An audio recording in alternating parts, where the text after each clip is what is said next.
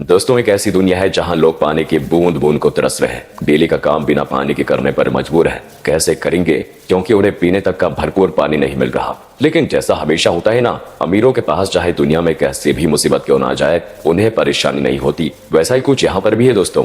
बड़ी बड़ी private company ने जमीन के अंदर पानी निकालने के लिए मशीन लगा दी है, क्योंकि अभी भी कहीं कहीं ऐसी जगह हैं जहां जमीन के अंदर से पानी निकाला जा सकता है, और उन जमीनों से जितना भी पानी निकलता है उसे शहरों में सप्लाई कर दिया जाता है, जहां पर अमीर लोग रहते हैं। लेकिन गरीब लोग बेचारे गांव में रहने पर मजबूर है। उन्हीं गरीब लोग में होम्स परिवार भी रहता है दोस्तों, जिसमें पिता अर्नेस्ट, माँ कैथरीन, बड़ी बेटी मैरी और छोटा बेटा जेरोम शामिल है।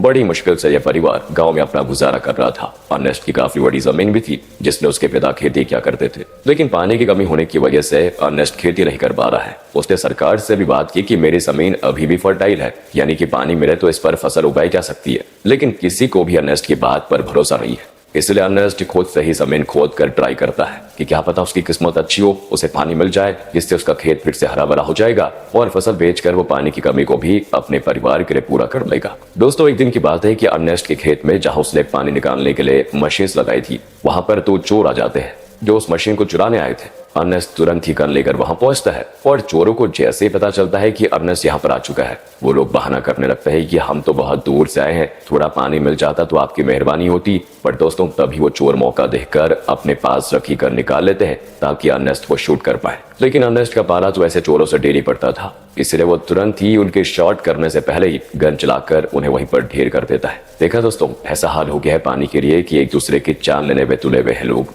अर्नेस्ट अपनी मशीन को चेक करने आता है, लेकिन बेचारे को पता चलता है कि यहाँ से जो थोड़ा बहुत पानी निकलता था वो भी खत्म हो चुका है। इसका मतलब कि अब उसे दूसरी जगह फिर से गड्ढा खोदकर मशीन लगानी होगी ताकि वहां से पानी निकाला जा सके। अर्नेस्ट अब जेरोम के साथ वाटरमैन के पास जाता है। दोस्तों, वाटरमैन ऐसे लोगों का ग्रुप है जो प्राइवेट कंपनी के लिए काम करते हैं, बड़ी बड़ी मशीनों को लगाना ताकि अंदर से पानी निकाला जा सके, और ये पानी शहर में सप्लाई किया जाता है। वैसे अर्नेस्ट इन लोगों को शराब या खाने पीने की चीजें डिलीवर करने का काम करता है। वो शहर से सारी चीजें अपने गधे पर लाद कर लेकर आता है और इन वाटरमैन को दे देता है। उन्हीं वाटरमैन में मैक्स नाम का एक आदमी भी शामिल है, जिससे अर्नेस्ट की थोड़ी अच्छी पहचान होती है। अर्नेस्ट मैक्स से कहता है कि देखो भाई, तुमने यहाँ बड़ी मशीन लगाने का काम शुरू कर दिया है। यहाँ से थोड़ी दूर मेरा खेत है जहाँ पानी आता था वैसे, लेकिन तुम्हारे यहाँ वो बड़ी मशीन लगाने की वजह से जो थोड़ा बहुत पानी मेरे खेत को मिलता था, अब वो भी बंद हो गया है। क्या तुम अपनी इन बड़ी मशीनों की लाइन दूसरी जगह नहीं लेकर जा सकते? मैक्स कहता है कि ये तो मेरा काम नहीं है, तुम्हें बात करनी है तो तुम हमारे बॉस से जाकर कर सकते हो।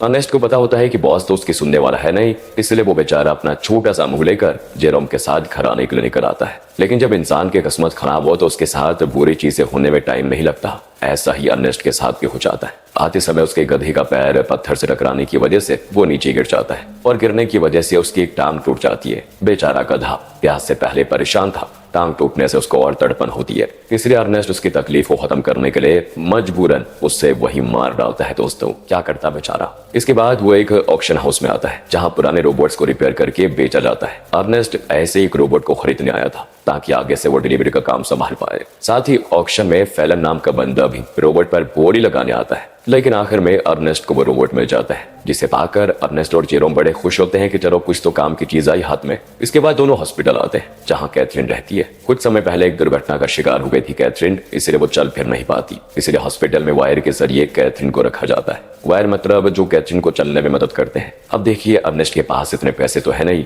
कि वो वायर का सिस्टम खरीद कर घर लेकर आ पाए, इसीलिए वो और उसके परिवार के लोग हॉस्पिटल में ही कैथरीन से मिलने आए जाया करते हैं। अब हॉस्पिटल के बाहर अर्नेस्ट की मुलाकात रॉबी नाम के बंदे से होती है, जो अर्नेस्ट का बढ़िया दोस्त है, काफी ज्यादा करीबी है। उसके पास तो रहने के लिए घर तक भी नहीं है, साथ ही वो दिमाग से भी थोड़ा कमजोर है, इसलिए अर्नेस्ट उसके पास जो थोड़ा बहुत पानी होता है वो रॉबी और उसके परिवार को दे देता है, क्योंकि भले अर्नेस्ट के पास भी पानी की कमी है, लेकिन बंदे का दिल बहुत बढ़िया यार। अब वहां से अर्नेस्ट जैसे ही घर आता है ना, उसके पास फैलन पहुंच जाता है, जो उससे कहता है कि मुझे तुम्हारा रोबोट चाहिए, कुछ जरूरी काम है। अर्नेस्ट को पता था कि फैलन एक नंबर का बदमाश आदमी है, वो रोबोट वापस करने में नाटक करेगा, इसीलिए दोस्तों अर्नेस्ट रोबोट देने से साफ मना कर देता है। साथ ही दोस्तों मैं आपको बता दूं कि फैलन और अर्नेस्ट की बेटी मैरी का एक दूसरे के साथ चक्कर चल रहा है। अर्नेस्ट ने कई बार मैरी को समझाया कि वो फैलम से दूर रहे, वो अच्छा इंसान नहीं है, लेकिन मैरी है कि सुनने को तैयार ही नहीं होती। फैलम की वजह से वो तो अपने पिता से भी नफरत करने लगी है। बताओ दोस्तों, माँ बाप कभी गलत होते हैं क्या? जो बच्चे माँ बाप की बात नहीं मानते उनके साथ तो बुरा होता ही है, कहीं मैरी के साथ भी कुछ बुरा ना हो जाए। खैर आगे देखते हैं। अगले सीन में अर्नेस्ट एक और जगह गड्ढा खोद रहा होता है, इस उम्मीद में कि शायद वहां से कुछ पानी निकल जाए,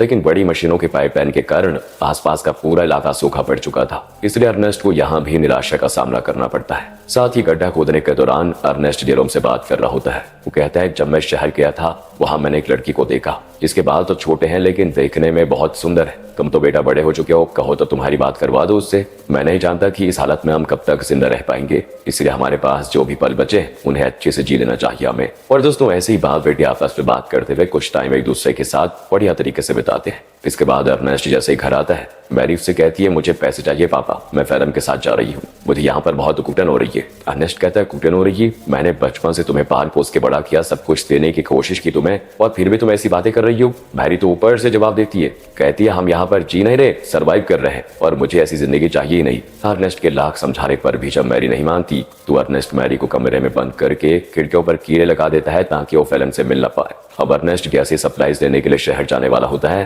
तभी उसको पता चलता है कि रोबोट गायब है। ये देखकर उसकी हालत खराब, वो परेशान हो जाता है। वो समझ चुका था कि ये काम तो फैलम के अलावा कोई दूसरा कर नहीं सकता।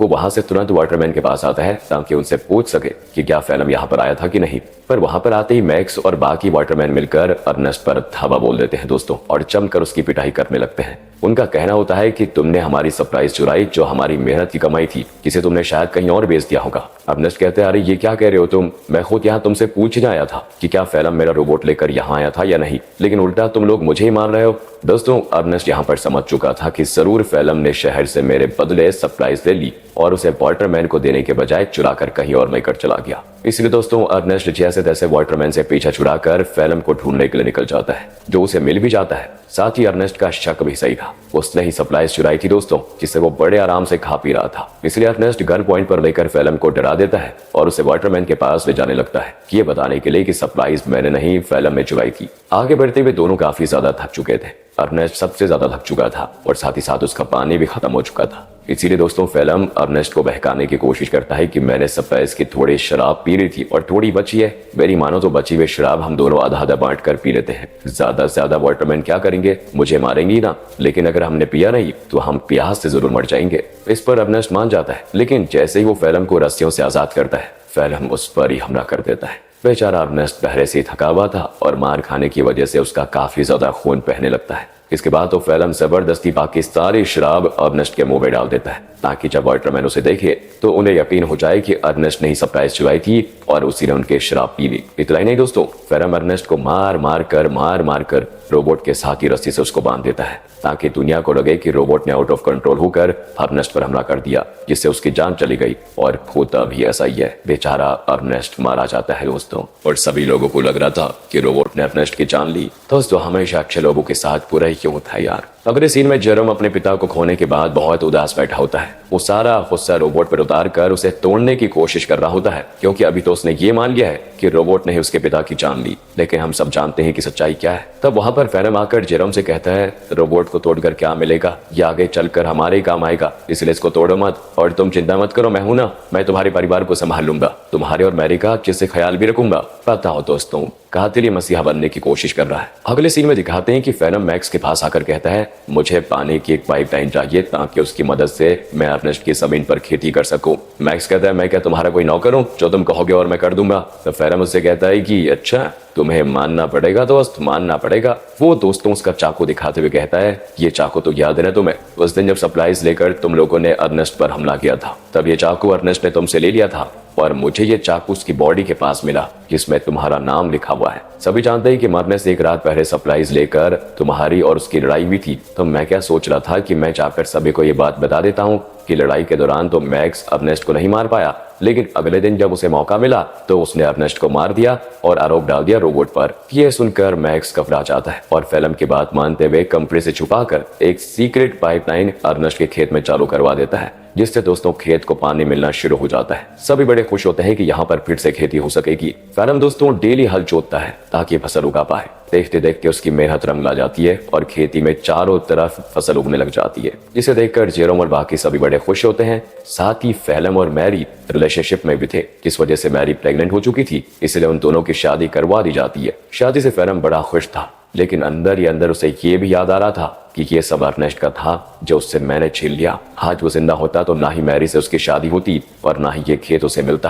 अर्नेस्ट के मरने के बाद फेलम ने उसकी सारी चीजों को दोस्तों अपना लिया होता है, लेकिन ये इंसान यहाँ पर भी नहीं रुकेगा। अब आप इसके पाप देखिए कितना करता है ये। अगले सीन में बैंक से कुछ कर्मचारी आते हैं जो फेलम के पैरों तले जमीन खिसका देने वाली बात बताते हैं कि जमीन पर तुम्हारी फसल होगी है। उस जमीन को अर्नेस्ट ने गिरवी रखा था, वो तो मर गया, इसलिए अब ये जमीन बैंक की होगी है और इसमें जो फसल होगी है वो भी बैंक के पास ही जाएगी। फेलम कहता है नहीं, ऐसा नहीं हो सकता, ये बात तुम्हें पहले बतानी चाहिए थी जब यहाँ पर फसल नहीं उगी थी उस समय, और अगर तुम पहले बता देते तो मैं कोई दूसरी जमीन देख लेता। लेकिन दोस्तों बैंक वाले नहीं मानते, वो कहते हैं कि 1 हफ्ते के अंदर अगर पैसे नहीं मिले तो इस जमीन को तुम भूल जाना। इतना कहने के बाद वो चले जाते हैं। फेलम तो परेशान हो चुका था कि अर्नेस्ट ने तो मुझे बेवकूफ बना दिया, बेकारी कहेगा, जमीन तक गिरवी रखिए, बताओ अब पैसों का बंदोबस्त कैसे कर पाऊंगा। बताओ दोस्तों, ये तो वही बात हो गई, उल्टा चोर कोतवाल को डांटे। खैर अब फेलम जेरोम से कहकर रोबोट ले जाने लग जाता है। वो कहता है मैं रोबोट को बेचने जा रहा हूँ ताकि इससे मिले पैसों से बैंक वालों का उधार चुका पाऊं। लेकिन दोस्तों फेलम शरीफ आदमी नहीं था, वो रॉबी के पास आता है। वही रॉबी दोस्तों जो काफी ज्यादा करीब है, और वो उसे बहाने से साथ में ले जाता है कि मेरे साथ चलो, मैं तुम्हारे लिए पानी वगैरह का बंदोबस्त करता हूँ।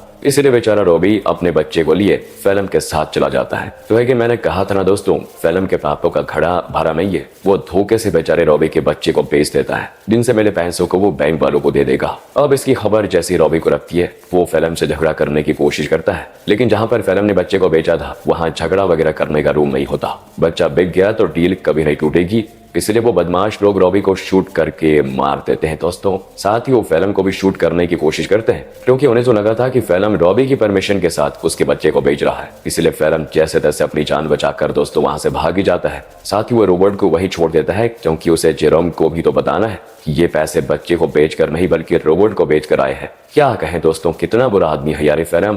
तभी तो दोस्तों अर्नेस्ट अपनी बेटी मैरी को मना कर रहा था इसके साथ रहने के लिए। अगले सीन में बैंक को पैसा देने की वजह से जमीन फिर से फेलम की हो जाती है, तो वहीं रोबोट आगे बढ़ते हुए अपने ओरिजिनल ओनर के पास जाने के लिए निकल पड़ता है, क्योंकि जब वो बदमाश लोग फेलम और रॉबी को शूट कर रहे थे तो कुछ गोली रोबोट को भी लग गई थी, जिससे हुआ ये कि रोबोट की डिफॉल्ट सेटिंग ऑन हो गई और इसीलिए वो अपने ओरिजिनल ओनर के पास जा रहा है जो कि शहर में रहता है और ओनर का नाम है कैल्विन। वो जैसे उस रोबोट को देखता है तो बिल्कुल हैरान हो जाता है कि ये किसका रोबोट घूमकर वापस मेरे पास आ गया। उस रोबोट पर दोस्तों अर्नेस्ट का नाम लिखा हुआ था, इसलिए कैल्विन रेडियो के जरिए अर्नेस्ट से संपर्क करने की कोशिश करता है ताकि वो आगे आए और अपने रोबोट को वापस लेकर जाए। जेरोम तो जैसे ही रेडियो को ऑन करता है तो बिल्कुल हैरान हो जाता है कि फेलम ने तो कहा था कि उसने रोबोट को बेच दिया, अब ये कैल्विन बता रहा है कि रोबोट उसके पास है। इसलिए दोस्तों वो डिसाइड करता है कि अगर कैल्विन रोबोट वापस देना चाहता है तो कोई नहीं, ये तो बहुत अच्छी बात है, मैं जाकर उसको ले लेता हूँ। अगले सीन में जेरोम को रॉबी की पत्नी दिखाई देती है, जो रॉबी और उसके बच्चे के वापस न आने पर सदमे में जा चुकी थी। वो एक गुड़िया लेकर रॉबी और अपने बच्चे के आने का इंतजार करती है। सच में दोस्तों बेचारी के साथ बहुत बुरा हुआ ना। एंड इस चीज को देखकर जेरोम को लगता है कि जरूर कुछ तो बात है जो फेलम छुपा रहा है। जिसके बाद वो शहर के बॉर्डर पर आता है, लेकिन 18 साल से कम होने की वजह से गार्ड्स उसे शहर में जाने नहीं देते। तब वहां पर एक लड़की आती जिसका नाम अना है। वो जेरोम से कहती है मेरे पास आ जाओ, मैं तुम्हें शहर भिजवा सकती हूँ, वो भी बहुत कम पैसों में। जेरोम जैसे अना को देखता है तो बिल्कुल हक्का बक्का हो जाता है, क्योंकि वो हूबहू वैसी होती है जैसा कि अर्नेस्ट ने उसे छोटे बालों वाली उस लड़की के बारे में बताया था। क्या दिन है दोस्तों, जब अर्नेस्ट जेरोम से कह रहा था कि तुम्हारी शादी कर लेते हैं, उससे बात कर लेते हैं तुम्हारी, तो दोस्तों जेरोम उससे फिर अर्नेस्ट के बारे में पूछता है, लेकिन वो तो जानती नहीं अर्नेस्ट को। जेरोम भी आगे कुछ नहीं कहता और इसके बाद वो जेरोम को शहर तक जाने वाली सामान की गाड़ी में छुपा कर बैठा देती है और उसकी मदद से जेरोम शहर पहुंच जाता है। अब शहर आने के बाद जेरोम कैल्विन से मिलता है, जो उसे उसका रोबोट वापस कर देता है। रोबोट को जो गोलियां लगी थी कैल्विन ने उसे भी रिपेयर कर दिया था, साथ ही उसने रोबोट की सेटिंग भी सही कर दी थी। तब जेरोम जैसे ही रोबोट को ध्यान से देखता है तो पता चलता है कि इसमें तो कैमरा लगा हुआ है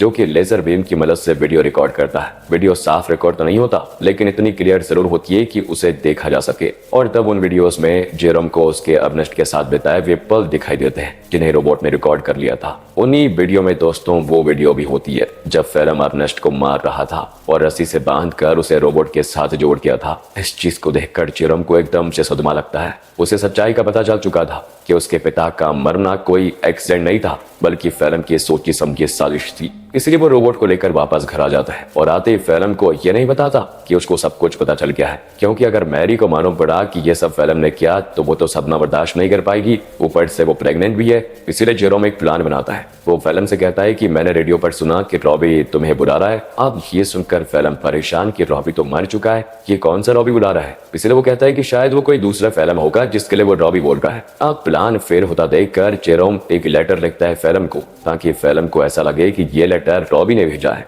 और वो उसे उसी जगह पर बुला रहा है जहां पर अर्नेस्ट मरा था। लेटर देखकर फिल्म समझ चुका था कि कुछ तो गड़बड़ी है, मुझे वहां पर जाकर देखना ही पड़ेगा। इसीलिए वो उसी जगह पर जाता है जहां पर उसने अर्नेस्ट को मारा था। आगे बढ़ते हुए उसे जमीन पर बना हुआ गड्ढा दिखाई नहीं देता और गलती से वो उसी गड्ढे में गिर जाता है जहां गिरने से उसका पैर टूट चुका था और वो मदद के लिए चिल्ला रहा होता है। तब वहां पर जेरोम गन लेकर आता है। उसे इतने गुस्से में देखकर फिल्म समझ जाता है कि जेरोम को सब कुछ पता चल चुका है और ये सारा प्लान जेरोम का ही था। तो फिल्म जेरोम को बहलाते हुए कहता है, देखो जो हुआ मैं उसके लिए शर्मिंदा हूँ, मुझे माफ कर दो, लेकिन देखो मैंने मैरी और तुम्हारे कितना अच्छे से ख्याल रखा। अगर मुझे कुछ हुआ तो मैरी ये सदमा बर्दाश्त नहीं कर पाएगी, इसलिए मुझे जाने दो। लेकिन जेरोम उसकी एक नहीं सुनता और सीधे फिल्म को शूट करके मार डालता है। इसके बाद वो रोबोट की मेमोरी भी रेस कर देता है ताकि कभी मैरी ये सब कुछ देख ही ना पाए। वो नहीं चाहता कि मैरी कभी कुछ इसका सच जाने। कुछ दिन गुजर चुके थे। फिल्म के घर न आने पर मैरी बहुत परेशान होती है। जेरोम कहता है कि वो अच्छा इंसान कभी था ही नहीं, तो मैं छोड़कर वो भाग गया। और ये सुनकर मैरी एकदम उदास हो जाती है और अपने दिल से फिल्म के लिए प्यार खत्म कर देती है। दोस्तों, उल्टा वो उससे नफरत करने लगती है। जेरोम ने बड़े ही शांति से अपना बदला ले लिया। इसके बाद जेरोम और मैरी घर चलाना शुरू करते हैं, क्योंकि खेत उन्हें मिल चुका था। उन्हीं फसल को बेचकर वो पैसे जमा करेंगे ताकि अपनी माँ को हॉस्पिटल से घर लेकर आए। और इसी मिक्स फीलिंग के साथ दोस्तों ये मूवी यहाँ पर खत्म होती है। बाकी अगर आपको वीडियो अच्छी लगी हो, एक्सप्लेनेशन अच्छा लगा हो तो लाइक कीजिए, चैनल को सब्सक्राइब करें। मिलते हैं अगली वीडियो में। ध्यान रखिएगा अपना। Finally thanks for watching.